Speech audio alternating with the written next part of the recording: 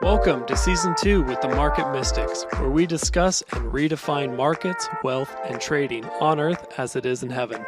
Join us on the journey while we consider new possibilities with special guests who might just challenge a few perspectives.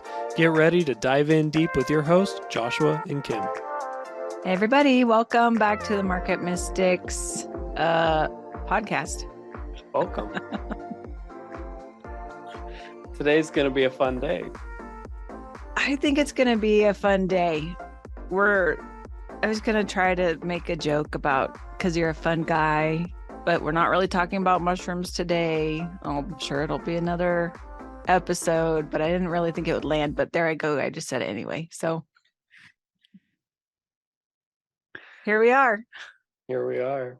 Just being real. True.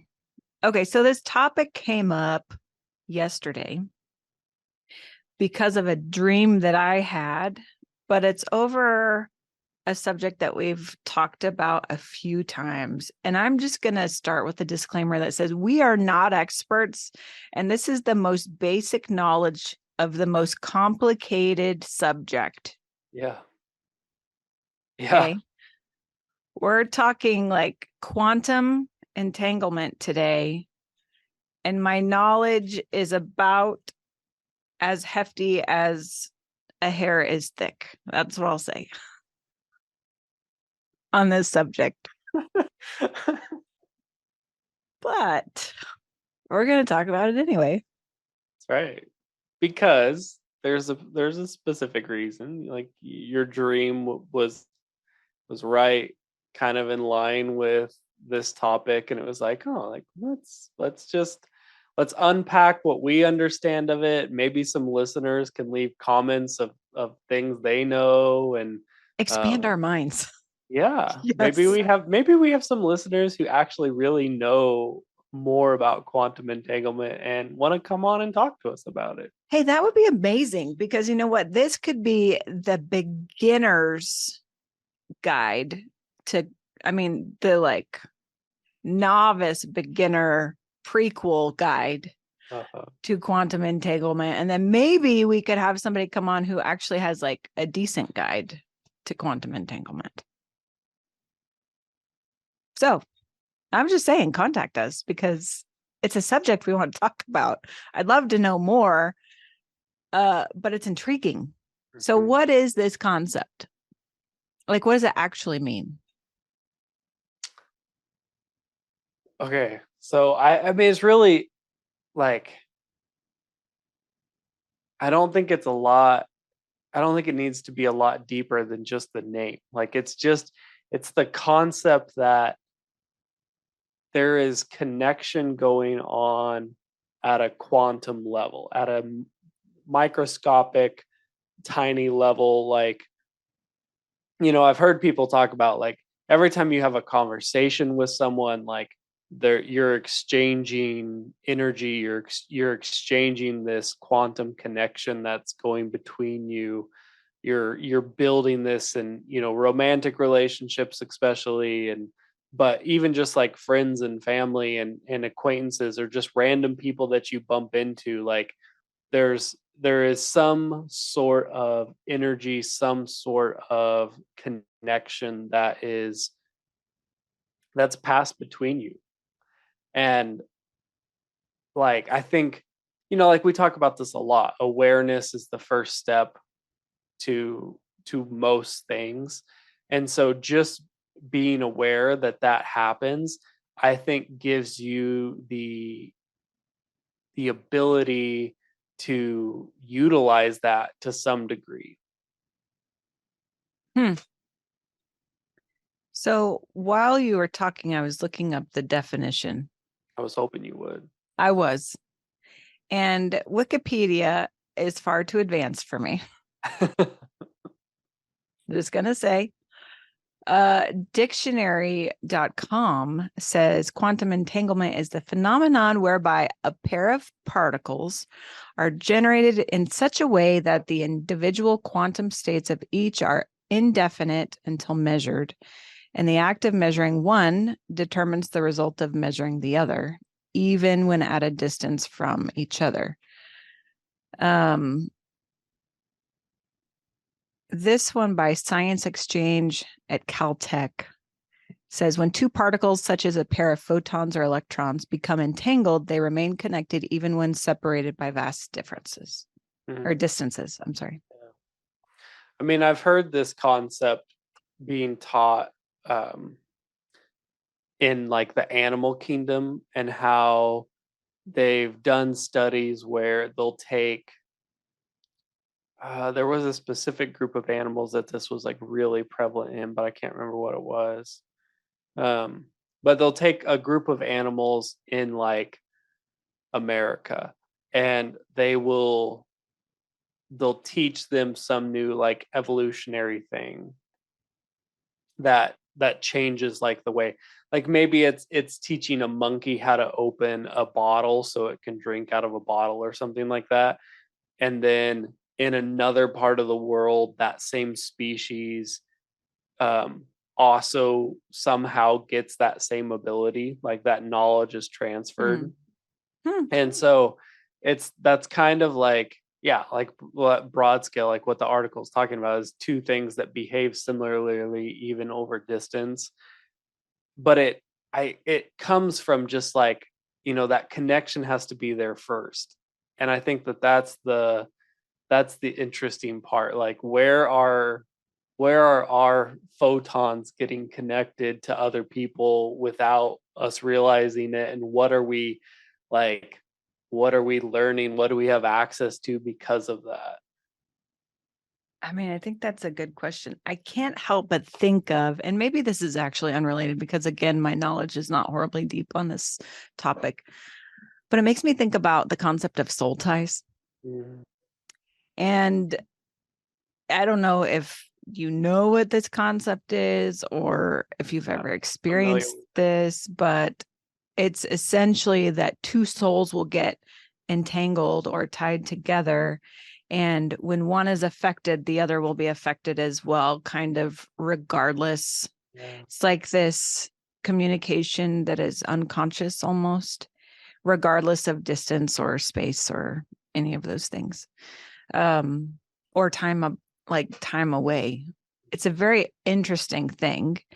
I will tell you, when I was in college, I went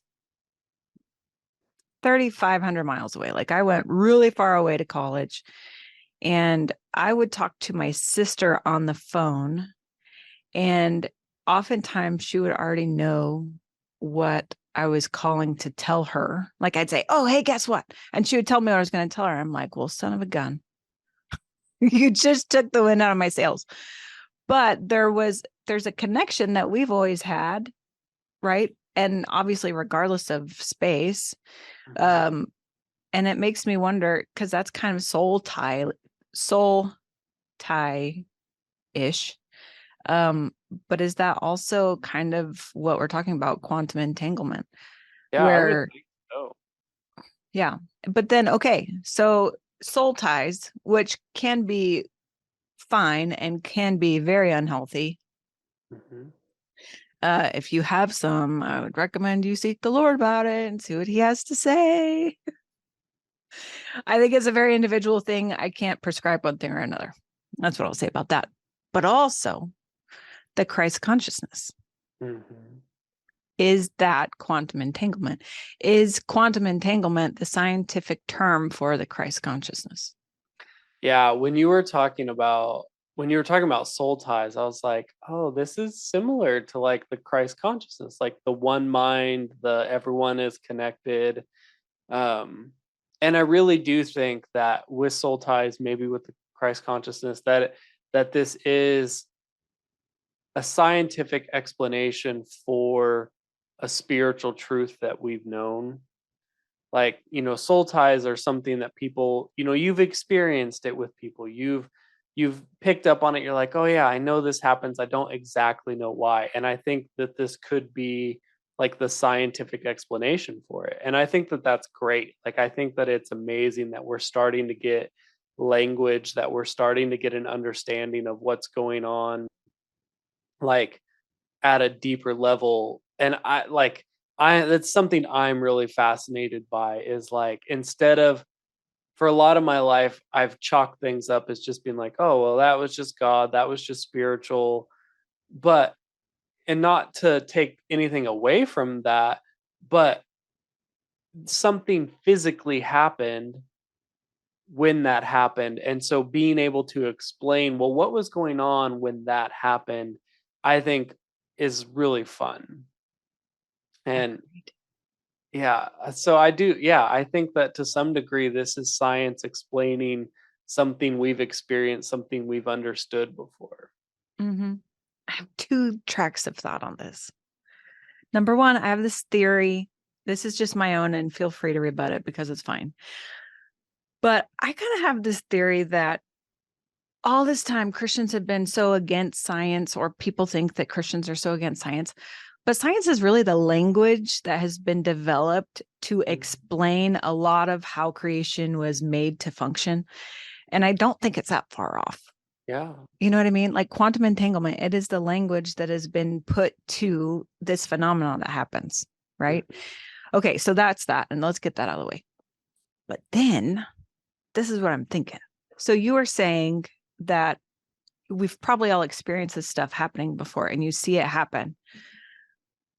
But in my mind, I visualize it like flowing past you in like a stream of energy, right? Mm. Like what's it called in the when you fly? Like a stream, Jet stream. like a jet stream, right? Like or a current. Like Mm. it's there's a flow that's happening. And if you can be by it and see it happening, you can even put your like finger in it and feel it happening and then pull back. Mhm.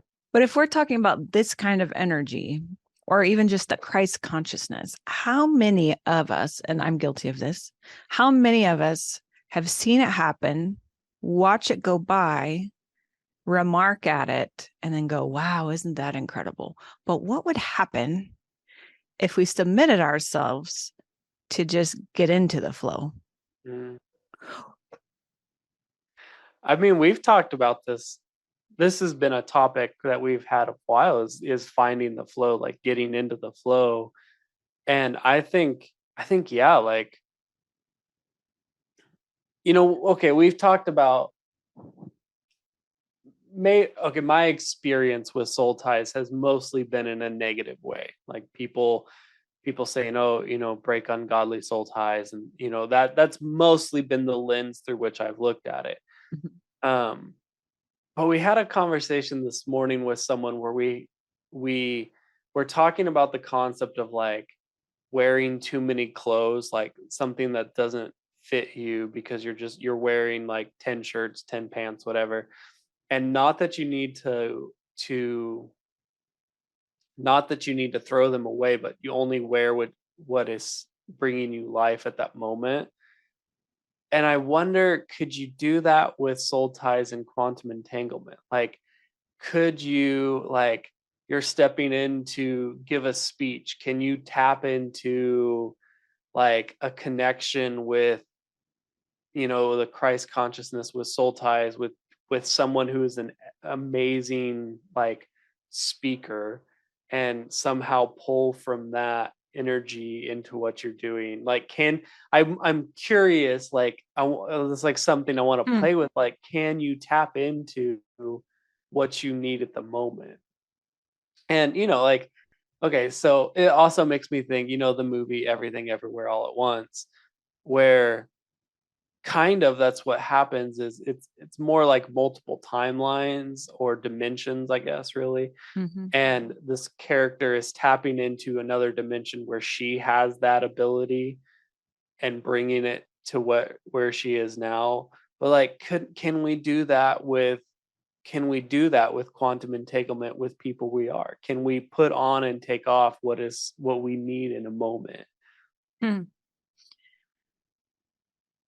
It's an interesting thought because have I have these questions going through my mind, so I'll just share them. Like, does it need to be mutual, Mm, or does it need to be like mutual submission to that Christ consciousness? right. Do you know what I mean? Like Mm, you've both kind of tapped into that, and so it can flow freely. oh, Um, And I Is wonder, it like, if when you get a certain level of awareness, do you feel it?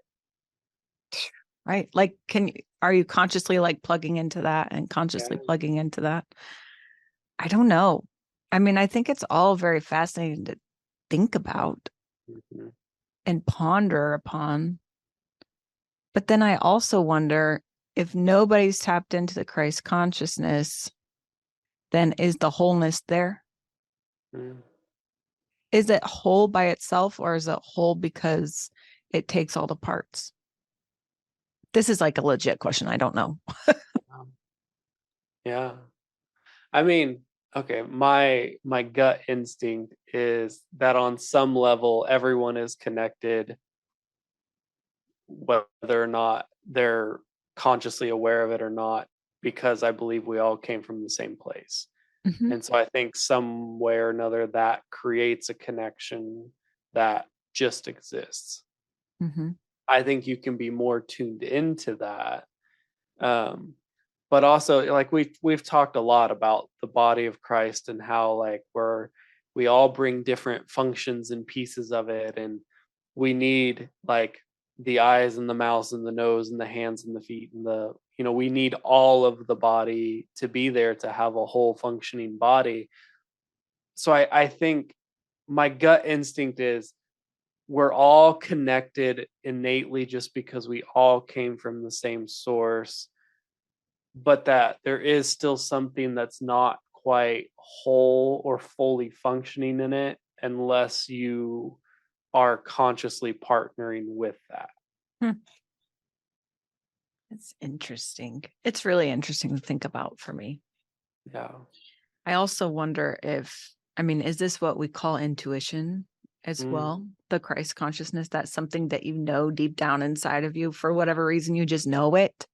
mhm. I mean, that's essentially what intuition is, right? You Yeah. might get some tingle about something, you have some like inkling, um, you just simply knows how to do something and we call it intuition, but is it all still this quantum entanglement? Is it still all of this the Christ consciousness? um I don't know. I mean, I would have to think yes. Like, you're talking about, like, this intuition of knowing something about a situation or someone else. I'm even thinking about, like, there's been times where all of a sudden, like, a random friend or person will pop into my mind, and then I'll get a text or a phone call from them, and it's like, oh, that signal got to me before they actually pushed send. Hmm. And that's, like, we've I remember as a kid people being like, oh, if your nose itches, that means someone's thinking about you. Like, Yeah, that ways is of we've had ways of explaining these things without actually knowing how to explain it. We just know that sometimes it happens. And I think that now we're getting to a place where, like, there's a bit more, like, meat on it. There's a bit more proof that, like, no, like, actually, like, I can actually now prove that before I send Kim a message, like, there's an energetic flow that goes to her that if she's tapped in or aware of it, like, be like, "Oh, Josh is on my mind." Like, Dude, this has happened before. Like, yeah, seriously, sent exactly the same message to each other exactly the same time. right. It's legit happened, and it's not just once. Yeah. And I think that has to be at somewhat level quantum entanglement. And just now, I just think we're finally getting to where we can actually prove some of the things. True. Do you think resistance is futile? Um, I think maybe to some degree, because, like I said, I do believe that everyone is innately connected anyways, just because we're all born from the same place. But I also think, our bodies are antennas. And so how fine tuned is your antenna? Are you connected to your antenna? Like, your body is getting all this information all the time, but we're only processing a limited amount of it. Right. Like, and so I think that there are levels of your awareness of it. um, and your participation in it. But yeah, I also think we have the ability to tune it out, though. I think yeah, we can, even this analogy you said, like an antenna, we can essentially tune it in or tune it out, because yeah, I've known plenty of people who have gotten whatever and they tune it out, and then no, they're doing what they know to do or what they want to do, or they will explain it this way because their rational mind over like overpowers that antenna or that intuition that comes, right? yeah. Or the volume's not turned up. Hmm. Maybe they're tuned in and the volume's not turned up. Yeah, I yeah. mean, it's probably oversimplified to compare it to a radio or an antenna, but it's kind of like that. But then also, if you want to tune in, can you just consciously decide that you're going to tune in and pay attention? So paying attention is essentially turning up the volume, right? Yeah. I think you can, I because think you I'm can. when I started learning to meditate and try to communicate with God on a deeper level a few years ago, he always gave me the analogy or the picture of a radio, like an old-fashioned radio where I'm turning the knob to the frequency that I want. And that's what we're talking about, but it's that intention that's like, I'm going to set my channel on this frequency. I'm going to focus on it. I'm going to turn up the volume and I'm going to listen. And I think a lot of times I think we do that all the time. And so is our focus, is our attention, is our volume turned all the way down? Is it turned to one thing specifically? I think you can get to a place where you kind of have your radio on scan and you're just looking for messages that are coming in. Like That's you're just looking for what's there, and you can tune into it when you pick up on it. But I think a lot of times, like you said, like I really like what you said about like our focus, like our that focus being the volume. Like where are you like sitting down, putting your intention that turns up the volume on whatever channel you're plugged into. And so I think like, yeah, I can do that with my fiance, I can do that with you, I can do that with myself, I can do that with God. Like, and it is just like kind of an awareness, a focus that creates that. okay. So I've also known people who are super tuned in to some of like dark stuff, Mhm, like the demonic stuff, mhm. and are like that's all they hear, that's all they see, and they're not even like on that side, operating on that side, but this is like Yeah. all they hear. Do you think you can consciously change the channel? I'm still talking in radio things, but in the consciousness stuff, like, can you shift the gears? I would think so, because I've practiced some of this. Like maybe I know a little bit more about it than I thought. Just because I don't know quantum physics doesn't mean I don't know how to operate in some of this stuff. But I've practiced tuning in, like paying attention. That's Mhm. really what it is. If we're just going to be simple, like paying attention, being aware of things with different people and different things at different times, and even tuning other things out so that I can hear or understand something better.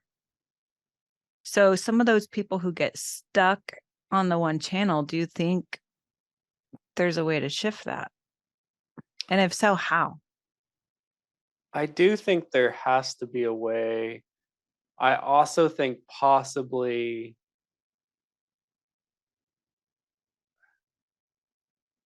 some people are are innately tuned to a certain set of frequencies, and for good reason. Mm, Like be and this kind of goes back to my thought of like, I really don't think that life and spirituality are supposed to be done alone. So, does my radio have all of the frequencies that could ever exist on it? Maybe. But does it also have a certain set of them that Are like programmed in. that are programmed in because that's my area and I need to partner with you because your radio has the next set next to it and I need to partner with Hmm. other people because their radios have the next set. I don't know. I don't know the answer to that. Um but it I think you can change the frequency, but I wonder it makes me wonder, do you have the capability to have any frequency or is it just do you have a certain range that your radio was built with? I don't know. I don't know that answer. Hmm. Me neither. I feel like this needs to be multiple conversations. I need to go Yeah. chew on this for a little while. Yeah.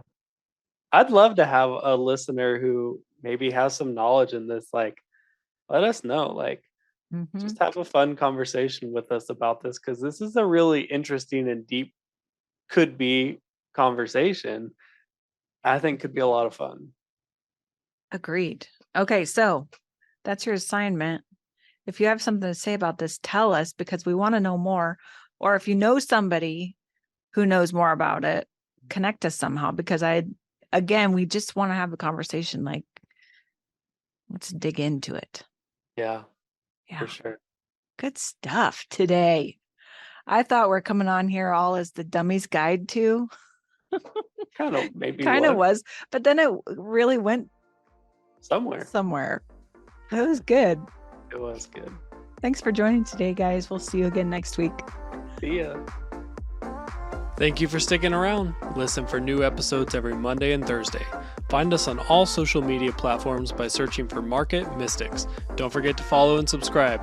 Visit upperroomcd.com where you can find more information about the hosts, projects, and guests.